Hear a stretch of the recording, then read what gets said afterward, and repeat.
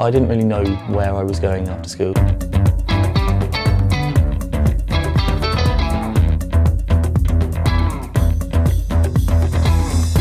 So I got into college after school and I didn't really know what I wanted to do, but I ended up doing a BTEC in IT.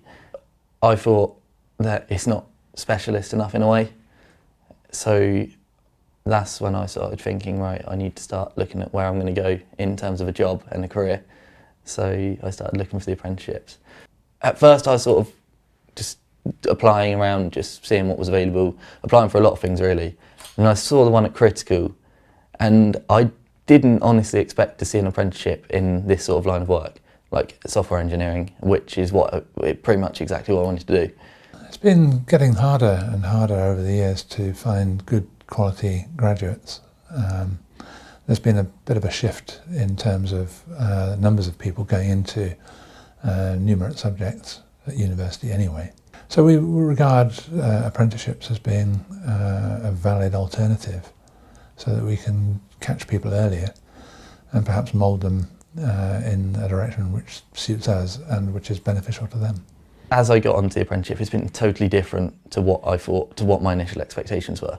I thought that it would be a great opportunity, but I didn't think that the initial stages, the first sort of year of the apprenticeship, would be as involved as it actually is.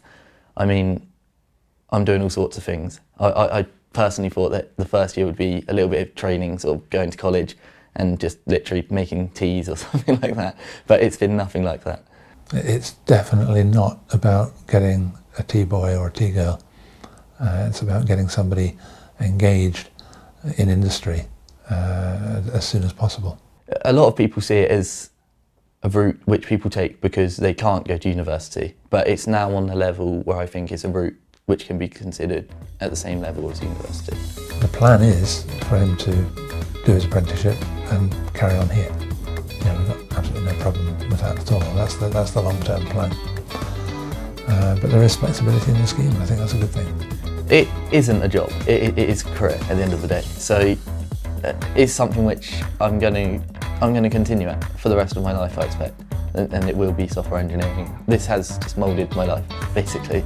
From here, I suppose that I will go as far as I can with Critical and just see where it takes me.